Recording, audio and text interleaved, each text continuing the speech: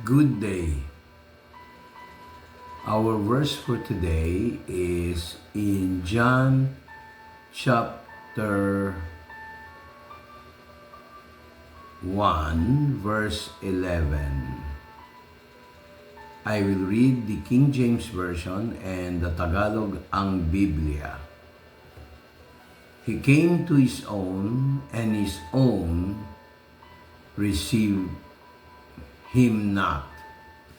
Siya'y naparito sa sariling kanya at siya'y hindi tinanggap ng sariling kanya. Ang verse na to ay malaki ang impact sa buhay ko.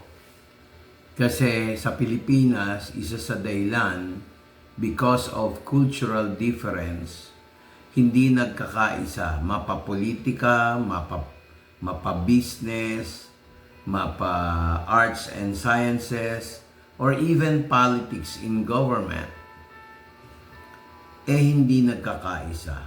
Why? Kasi mismo si Jesus, ni-reject ng sarili niyang kababayan. Take note, Jesus was born from the land of Judah, not from Israel. Ang nakakalungkot lang nito, during his time in the ministry, hindi siya tinanggap ng sarili niyang lahi. Mismo sarili lang niya lahi o kalahi. Sabi nga dito, He came unto His own and His own received Him not. Hindi ako believe sa mga politiko o mga pamilya o mga tao na kaya nila binoboto ang isang kandidato dahil kababayan nila. Dapat hindi ganon. Dapat patas. Kung ano ang Pilipinas, buong Pilipinas. Pagka ganon tayo, ay kasi Ilocano, boboto ko. Ay kasi Bisaya, boboto ko. Ay Bicolano, boboto ko. Ay Ilonggo, iboboto ko. Mali eh. Paano kung si Jesus? Dapat si Jesus naman ay hindi Pilipino. Pero naitanong ba ninyo sa ating mga sarili, maganda bang batayan yan? Hindi. Kaya ang Pilipinas, nahati-hati. Buti nga, sa Luzon, dikit-dikit ang mga probinsya sa Visayas. Iba-iba rin ang lahi ng Visayas region. Pero pag nagkita-kita sa experience ko kahit sa trabaho, mga barkada, the best talaga yung hiwalay-hiwalay yung isla. Pero hindi yon. Kasi pag ginawa kong batayan yon, paano naman yung mga Batanggenyo, yung mga taga-Laguna, di ba? Para naman ako may tinatawag na racial discrimination. Nakaranas si Jesus Christ ng racial discrimination. Sabi nga, ulitin ko, yung John chapter 1, verse 11, siya'y naparito sa sariling kanya at siya'y hindi tinanggap ng mga sariling kanya. So nakita nyo, no? Kung gaano tayo kamahal ni Jesus. Nagmahal siya buong mundo. Si Jose Rizal, buong Pilipinas. Si Andres Bonifacio, buong Pilipinas. Pero ano sinukli kay Bonifacio? Mga kapatid.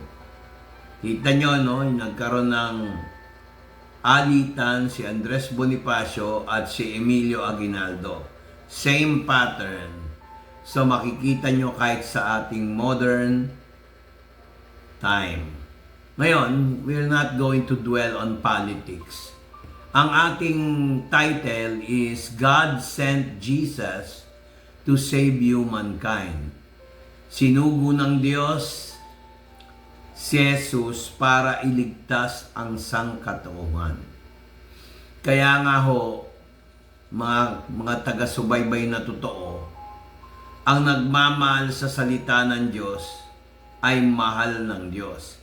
Tingnan nyo kung bakit. Alam nyo ba na si Jesus Christ ang manifestation ng salita ng Diyos? Siya mismo yung salita. Pakinggan nyo to. Dito sa John chapter 1 verse 1. Sabi sa Ingles, sa King James Version, in the beginning was the Word, and the Word was with God, and the Word was God. Nagsimula siya ang verbo, at ang verbo ay sumasa Diyos, at ang verbo ay Diyos. Naalala ko yung algebra, galit na galit ako dyan sa subject na yan kasi hindi ko naintindihan. Pero as you go mature, maganda pala. Napakadali pala. Kung kailan ganito na ako, 64 years old, at kung kailan nung nag-college ako, doon ako nadalian sa algebra. Naalala ko to, John chapter 1 verse 1, parang algebra. I-substitute mo yung salitang word, God. Diba sabi ko, in the beginning was the Word, and the Word was with God, and the Word was God. Pakinggan nyo ulit. In the beginning was the God, and the God which was with God, and the God was God. In the beginning was the Word, and the Word was with God, and the Word was God. Parang science, nang sa pasimula pa siya ang verbo, at ang verbo ay sumasa Diyos, at ang verbo ay Diyos.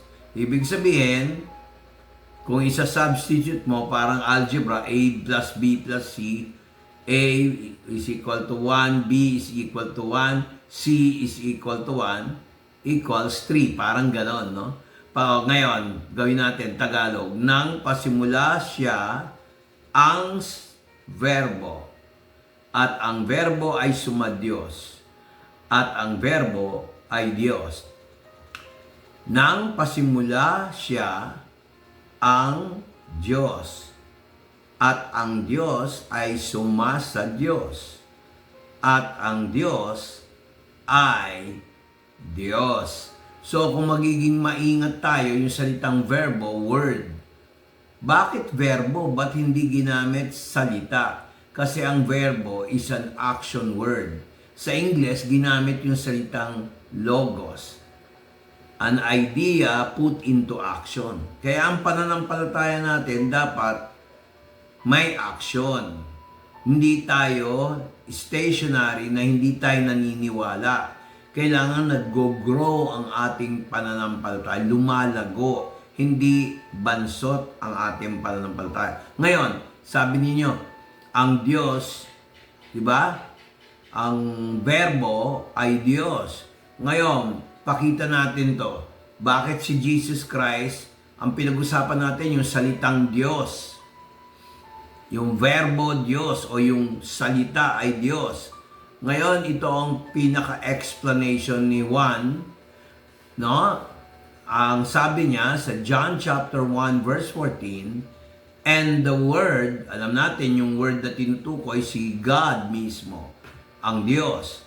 And the Word was made flesh and dwelt among us.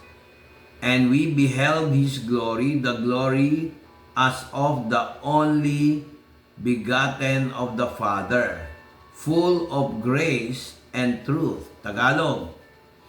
At nagkatawang tao ang verbo at tumahan sa gitna natin at nakita namin, so may mga witnesses, ang kanyang kaluwalhatian gaya ng bugtong ng Ama na puspos sa biyaya at katotohanan.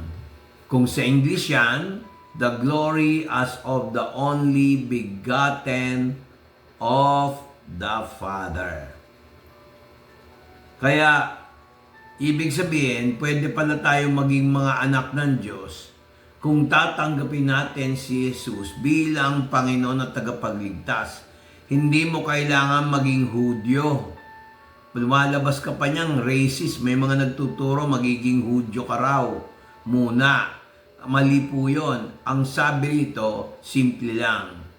John chapter 1 verse 12, but as many as receive Him, to them gave He power to become sons of God, even to them that believe on His name. Manampalataya ka lang, maniwala ka lang kay Jesus. Ang sabi niya dito sa Tagalog, datapwat ang lahat ng sa kanya'y nagsitanggap ay pinagkalooban niya sila ng karapatan maging mga anak ng Diyos sa mga bagay ang nagsisisampalataya sa kanyang pangalan. Alam nyo, kung totoong tinanggap nyo si Kristo, sa King James Version, ginamit yung salitang power. From the Greek word dunamis, action, power, result-oriented decision. Hindi niya kailangan, o ako, ikaw, o kayong lahat, o lahat tayo, hindi natin kailangan maging perpekto dahil lahat ng bagay, kahit anong gawin mo, nasa laman pa tayo, minsan nagkakasakit, nagkakaproblema, pero ang solusyon dyan si Jesus Christ.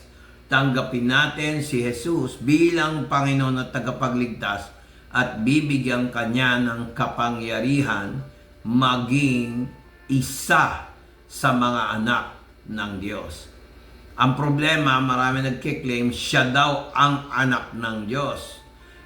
Siya raw ang may-ari sa langit at lupa. Hindi po pwede yon. Ang may-ari ng langit at lupa ay walang iba kung hindi si Jesus Christ. Alam niyo ba kung hindi kay Jesus Christ, hindi nalikha ang buong mundo. Kaya maraming hindi nakakaalam, kaya nga tayo naligtas kasi dahil kay Jesus Christ. Tanggapin na natin si Jesus Christ, isang perpektong desisyon. Kahit ngayong oras na to, tanggapin mo si Jesus.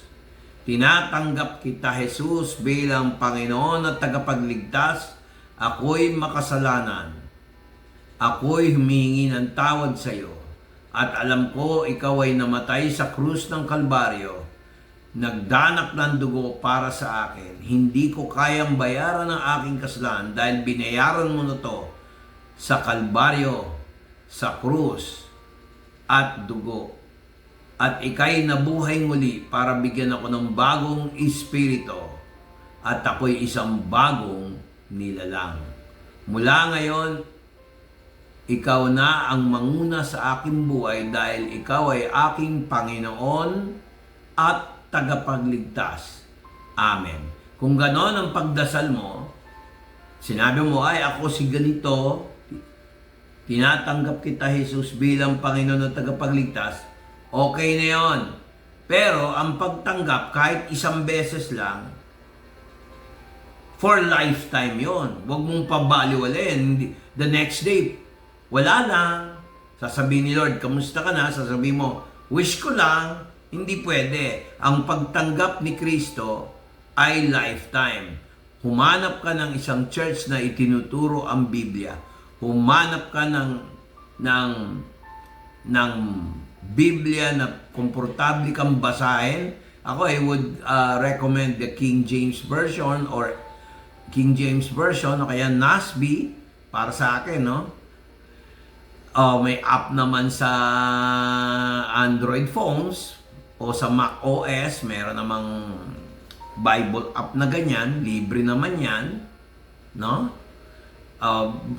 Mag-start ka doon at maghanap ka ng taong sa tingin mo, dinala ni Lord sa'yo para magbasa at tinuturo ang Biblia na walang kinikilingang sekta. Hanggang dito lang po tayo sa Word for Today. God bless. God bless.